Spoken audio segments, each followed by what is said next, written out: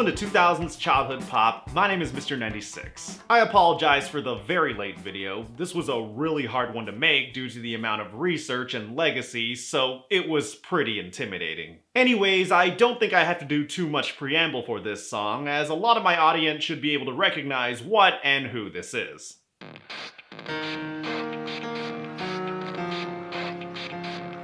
Today, I am going to review one of the biggest hit songs of 2002, as well as one of the most iconic songs from the band that made it. When you think of Linkin Park, you usually think of two songs, Numb and In the End, and the latter is what we're going to focus on today. Whenever I make a video about 2000s childhood pop, I sometimes try to look at songs I briefly heard at the time but wasn't overly familiar with. With this though, I have a lot of history with it, as I definitely listened to this plenty in the 2000s. This song was suggested to me by Casey Vellante on Patreon. If you want to know more about how to become a patron and suggest 2000 songs for me to review, stay tuned until the end of the video.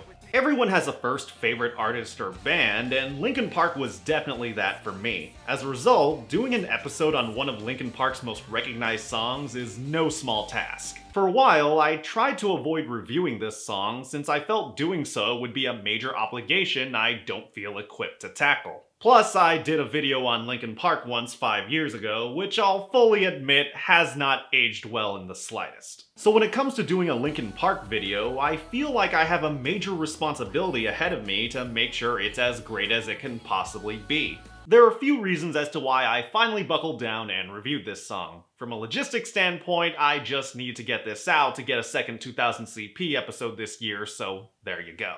From a creative standpoint, nu metal has strangely been on my mind this year. For one, I find Linkin Park's existence as a nu metal act in the early 2000s very fascinating since they very much seem to be bigger than the genre itself, even at the time. I've also been thinking about this kind of music because I played Xenoblade Chronicles X this year, and a lot of Hiroyuki Sawano's soundtrack sounds like 2000s rap rock.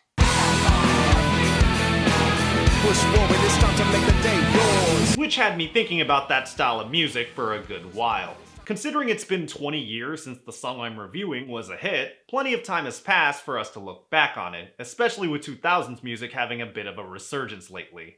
Normally, my tendency with these videos is to do a whole career retrospective with any artist I review in this series, but considering how storied Chester Bennington's legacy is to others and to me, I wouldn't be able to fit that all into one video.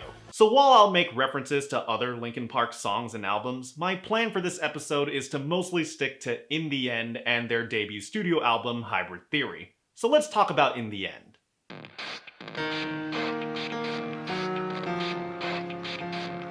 Those opening notes are incredibly iconic. It's amazing how some of the best melodies of all time are actually more simple than you realize. When I was a kid taking piano lessons, I tried my best to play Linkin Park riffs on piano like In the End or What I've Done. Of course, I also have to mention Mike Shinoda's rapping and lyrics. I can't show you everything for copyright reasons, but we all know the lines. It starts with one thing, I don't know why. It doesn't even matter how hard you try. Keep that in mind. I designed this rhyme to explain in due time. That's just the opening to the first verse, but it has been stuck in my mind for the last 14 years since I started listening to Linkin Park.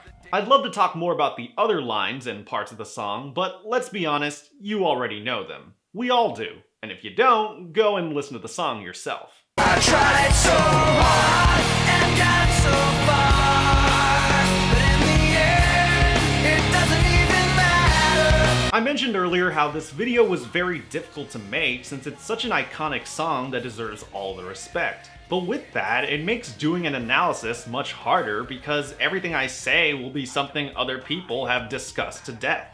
It's like if I tried to do a review of Billie Jean by Michael Jackson. What could I say that hasn't been said before? I've heard the song, you've heard the song, my mom who doesn't listen to pop music has heard the song. I'm preaching to the choir. Within the End, the song has been quoted, covered, memed, used in fan-made anime music videos. I just feel out of my depth when it comes to doing more literal song analyses with music theory and stuff. So instead, I want to talk about what this song means in relation to the band and the music landscape as a whole, because dissecting the culture and context behind music is a more interesting angle to me. cut my life into pieces. This is my last resort. Nu metal is a weird genre that's had an interesting legacy all these years later. Depending on whom you ask, it's either the most emotionally relatable music of your life or a dated embarrassment we should all forget. When people think of nu metal in a negative context, they often point to one particular act who became the poster child of everything wrong with the genre. Move it, now move back. Hands up, now hands back. Back up. Tell me what you gonna do now. Limp Bizkit, the Vanilla Ice of nu metal. The genre had always been seen as heavy metal with elements of hip hop, but the genre's detractors view Fred Durst and his corny raps as the symbol of butt rock. To those people, they saw the rapping as a poor excuse for white guys who aren't good enough to become legit rappers. While those kinds of acts did exist, that was definitely a bit of an over-exaggeration, as a lot of nu metal acts don't actually rap that much. Yeah, they use specific rhythmic stylings of hip-hop, such as the syncopated beats and DJ scratches, but for the most recognizable acts, the hip-hop was an aesthetic as they were still metal at their core. When looking back at Linkin Park, Hybrid Theory is definitely dated in the sense that it sounds like a product of its time, but I don't mean that as a bad thing since there were signs of how great they'd become. It's like a paranoid looking over my back. It's like a... The song that actually tells the most about the group is Paper Cut, the opener of the album as well as the single before In the End. Of the singles off Hybrid Theory, it's definitely the most hip-hop one of the bunch as it's mainly a rap song, so it demonstrated the kind of lyrical talent they had as well as their knowledge of the craft. It demonstrates the importance of Mike Shinoda to the group, so rather than the lead singer being the face of the group, both Chester and Mike shouldered that responsibility in different ways. When you look at the single rollout of Hybrid Theory, it's a very interesting order that showed a shift in who they'd become. You start with One Step Closer, which is classic nu metal, then you have Crawling, which is nu metal only for a nu metal audience, then you have Paper Cut, which demonstrated their more lyrical side, and finally you had In the End, which continued the lyricism and displayed their emotional chops. In the End is a song that still holds up for many people over 20 years later, but it also paved a path for what Linkin Park would do next. When this began, I had nothing to say, and I'd get lost in the nothingness inside of me. I was confused. While people often say that their second album, Meteora, was Hybrid Theory Part 2, I actually think it has a much different tone. Their lead-off single, Somewhere I Belong, definitely had more in common with In the End than it did with One Step Closer or Crawling. When you get to their next single, Faint, it seems like a typical nu metal banger at first, but it has much slicker production than the songs on Hybrid Theory, as well as better lyrics from Mike.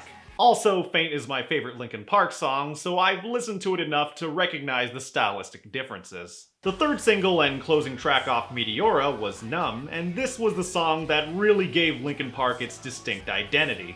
Both Numb and In the End remain their most popular songs, and it's not hard to see why. Not that you knew me back then, but it all comes back to me in the end. When I think of In the End, it's not just a really cool song made by a cool band, it's the song that demonstrated they were more than the genre of music they played.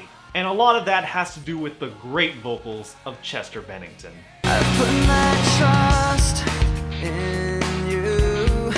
I haven't talked about Chester much in this video, but his vocal abilities should not go unrecognized. He was not only a great rock singer, but a great singer, period. Even in the more screamy songs like Crawling, it takes a lot of vocal talent to hit those notes, but In the End uses him splendidly by making him the backing vocalist of the verses, but the star of the chorus and bridge. It's still hard to believe that it's been 5 years since he passed, but I'm glad I got a chance to talk about him in an extended video. In the End is a classic and fantastic song. Years ago, I assumed I wouldn't talk about this song unless I made a top 10 best list for 2002, but in retrospect, a full review is what this song deserved. This video of mine may have gone through development hell, but in the end, I got to talk about one of my favorite songs of the 2000s.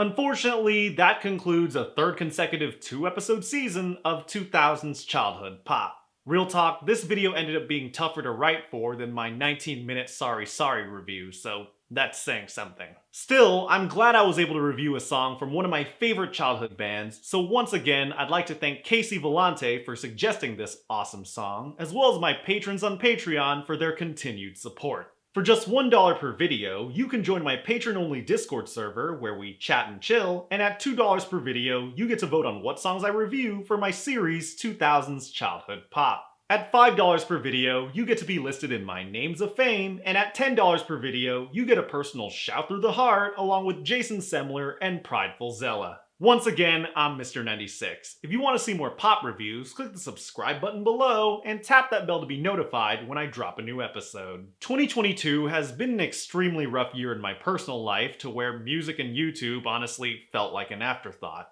I'll make a corrections video next, but I'm just ready to move on to the worst list. Yeah, this video is a bit shorter than I thought it would be, but perhaps that's for the best. Pop songs may come in numbers, but there's only one. 96. 너의 그 말 그 잔인한 말 가슴 아픈